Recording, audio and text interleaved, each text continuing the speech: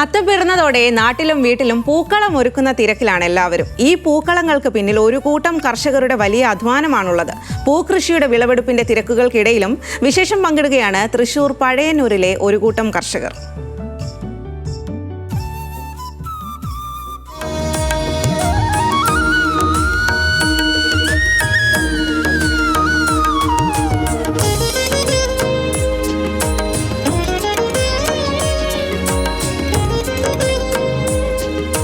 കാലത്തിനൊത്ത് ഓണം മാറി, പൂക്കളും പൂക്കളങ്ങളും മാറി. എന്നാൽ ഓണം കളറാവണമെങ്കിൽ യഥാർത്ഥ പൂവുകൾ തന്നെ വേണം. അക്കാര്യം തിരിച്ചറിഞ്ഞാണ് തൃശൂർ പഴയന്നൂരിലെ ഒരു കൂട്ടം കർഷകരുടെ ഈ അധ്വാനം.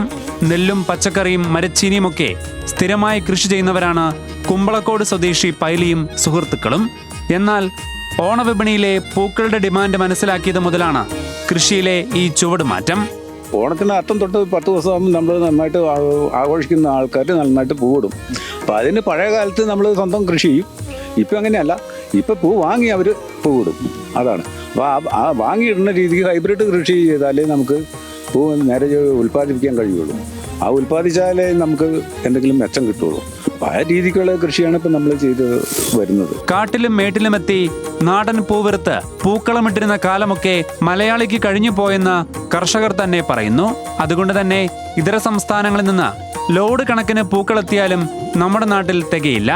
ഇത് തിരിച്ചറിഞ്ഞതോടെയാണ് തങ്ങളും കഴിഞ്ഞ കുറേയേറെ കാലങ്ങളായി പൂകൃഷിയിലേക്ക് കടന്നതെന്നാണ് ഇവരുടെ പക്ഷം. പഴയകാലത്ത് എല്ലാവരും മറ്റേ പൂ വാങ്ങി ആരും വയ്ക്കാറില്ല. ഇപ്പോൾ പണിയെടുക്കാൻ അവർക്ക് തയ്യാറില്ല. സ്വന്തമായിട്ട് മറ്റേ കാശ് മുടക്കി സാധനം വാങ്ങി പൂവിടുന്ന ഒരു കാലമാണ് ഇപ്പോൾ വന്നത്. അപ്പോൾ അതിൻ്റെ പേരിലാണ് നമ്മൾ ഈ കൃഷിയിലേക്ക് ഇറങ്ങിയത്. തമിഴ്നാട് മാതിരിയുള്ള രീതി അല്ലല്ലോ കേരളം.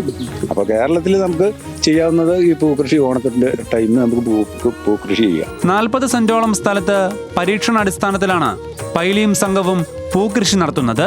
പല നിറങ്ങളിലുള്ള ഹൈബ്രിഡ് ചെണ്ടുമല്ലി പൂക്കളാണ് അധികവും. 2 മാസം കൊണ്ട് തന്നെ മൊട്ടിട്ട് വിരിയുന്ന ചെടികൾക്ക് മികച്ച പരിചരണം നൽകിയാൽ 10 ദിവസങ്ങളിലും ലാഭകരമായി വിളവെടുക്കാമെന്നും കർഷകർ പറയുന്നു. ന്യൂസ് മലയാളം, തൃശൂർ.